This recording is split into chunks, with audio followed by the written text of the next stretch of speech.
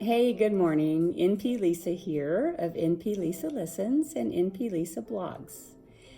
Last week, I put an introductory video out on my new series, The Fear of Death. And so today I'm going to recap part one that can be found in my blog, nplisablogs.blogspot.com. So in that first part, I talk about death and energy. So I'm going to give you the one definition of death that I chose. There are several, and that is death is the total cessation of life processes that eventually occurs in all living organisms. And that sounds scary, right? Like that means, so you saying when I die, that's it, I don't exist anymore? That's a scary thought for many. So I would say no, actually, and that brings us to the concept of energy. So are you familiar with the law of conservation of energy? It's a physical law that says energy cannot be created or destroyed. It can only be transformed from one form to another, and it's constantly changing. So that leads to what quantum physicists have to say about energy. And what they have proven on many occasions is that solid matter doesn't actually really exist, not in the way that we think it does. And you may say, what do you mean? What do you mean, like nothing's solid? Like, I can clearly feel that I'm solid. This table is solid. That couch is solid. So what do they mean by that? Well, what they say is that not the way we think, right? That everything, even everything that appears solid to us is actually at its core energy. So I left the readers with, those two thoughts, and how would that possibly change your concept of death?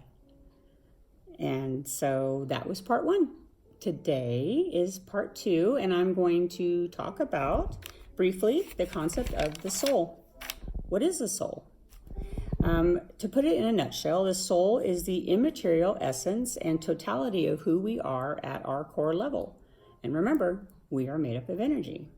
So I like to think of the soul as the whole entirety of this energy, that it's kind of a unique expression of the divine, which we call spirit. Indeed, our souls can be thought of spirit embodied, like our spirit in our bodies, right? Our physical form. And just a little tidbit, the origin of the word soul is actually not known exactly. They have found that there's been examples of it in several different languages throughout the world. So that leads to the question, can the soul die? Well, no, it cannot, because like all energy, it can't be created, it can't be destroyed, it can only change forms and eventually merge back into spirit. So there's an ancient Indian text called the Bhagavad Gita, and here's what it has to say about the soul, and I quote, "The soul is never touched, it is immutable, all-pervading, calm, unshakable, and its existence is eternal."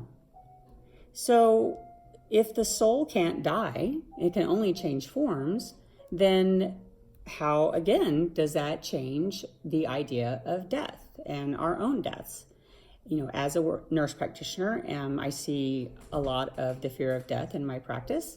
It comes up quite often, and that is why I am doing this series, to hopefully help people to get a little more peaceful about this, like I said in my first video. So I look forward to several more topics like near-death experiences, how that can maybe change our ideas of death. And there's just lots of interesting things out there. So I look forward to sharing that with you. And you can find today's blog over the soul on my blog, nplisablogs.blogspot.com. And I thank you for watching my video. And if you like it, please hit the like button. And if you'd like to hear more, please subscribe. And if you press the bell, you will be notified when the next video comes out, which should be next week. All right. Thank you very much for your time. I hope you enjoyed it. Go out, have a great day, live your life to its fullest, and I will see you soon.